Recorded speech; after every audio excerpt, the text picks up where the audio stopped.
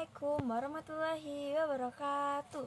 Perkenalkan, nama saya Aurelia Desyana Putri dari kelas 10 TKJ 1. Ini adalah monumen dari Rawagede. Penyebab pembantaian Rawagede.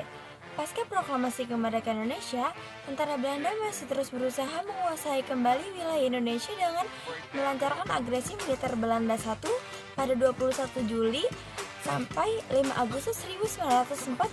Setelah tentara Belanda datang bersama tentara sekutu, mereka berhasil menguasai wilayah Jawa Barat. Akibatnya, tentara Republik Indonesia banyak yang memilih mundur ke perdesaan dan bergabung bersama rakyat setempat untuk membangun pertahanan menghadapi serangan Belanda. Beberapa pasukan tentara Republik Indonesia berkemas di desa Rawagede dan dipimpin oleh Kapten Lukas Kustarjo. Sejak lama, Kapten Lukas memang sudah menjadi incaran Belanda karena ia berkali-kali telah menyerang pos-pos militer Belanda. Alasan Rawagede dijadikan markas pertahanan tentara Republik Indonesia adalah sebagai berikut. Pertama adalah berada di tengah segitiga konsentrasi tentara Belanda yang berkemas di Karawang, Cikampek, dan Rengas Dengklok. Yang kedua, merupakan desa yang pro-republik. Yang ketiga, yaitu letaknya strategis. Suatu waktu, saat Kapten Lukas sedang menelusuri perjalanan menuju Sukatani, Bekasi, perjalanan mereka tercium oleh mata-mata Belanda. Mereka segera melaporkan militer Belanda bahwa Kapten Lukas telah menyusup ke Rawagede. Tanpa pikir panjang, tentara militer Belanda segera mempersiapkan rencana penyerangan mendadak terhadap Kapten Lukas dan prajuritnya. Setelah semua siap, tentara Belanda yang dipimpin oleh Mayor Wajiman langsung menyerbu desa Rawagede pada pagi hari tanggal 9 Desember 1947. Dalam penyerangan ini, Mayor Wajiman berusaha mencari keberadaan Kapten Lukas sembari terus melemparkan serangan. Karena keberadaan Kapten Lukas masih belum juga diketahui, Mayor Wajiman mengumpulkan penduduk laki-laki berusia sekitar 14 tahun di lapangan. Satu persatu dari mereka ditanyai perihal keberadaan Kapten Lukas, tetapi tidak ada satupun yang mengetahuinya. Jawaban mereka tentu tidak membuat Mayor Wajiman langsung percaya begitu saja.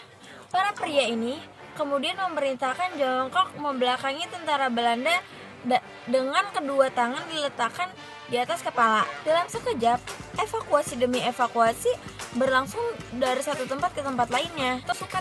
Sukatani, Bekasi, perjalanan mereka tercium oleh mata-mata Belanda. Mereka segera melaporkan militer Belanda bahwa Kapten Lukas telah menyusup ke Rawagede. Tanpa pikir panjang, tentara militer Belanda segera mempersiapkan rencana penyerangan mendadak terhadap Kapten Lukas dan prajuritnya. Setelah semua siap, tentara Belanda yang dipimpin oleh Mayor Wajiman langsung menyerbu desa Rawagede pada pagi hari tanggal 9 Desember 1947.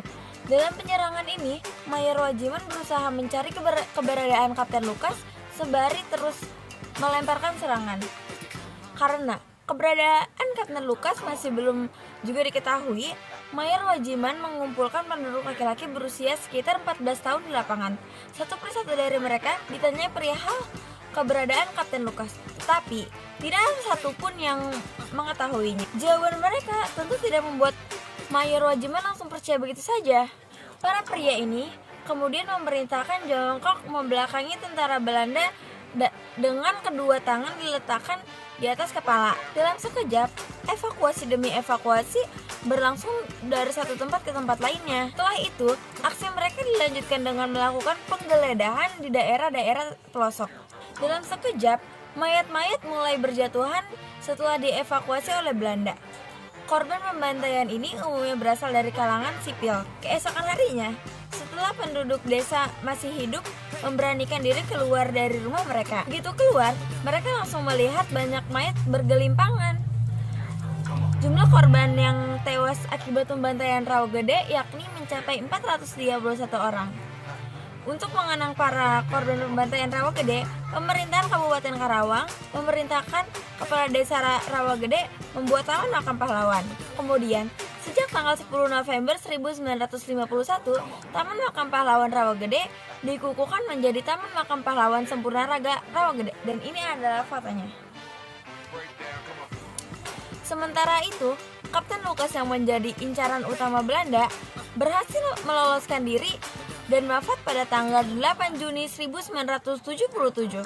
Pada tanggal 14 September 2011, Pengadilan Den Haag menyatakan pemerintahan Belanda harus bertanggung jawab dan membayar kompensasi atas peristiwa pembantaian Rawagede. Dan ini beberapa foto dari Museum Rawagede. Baik, sekian dari saya. Mohon maaf bila ada kesalahan. Wabillahi taufiq wal hidayah. Wassalamualaikum warahmatullahi wabarakatuh.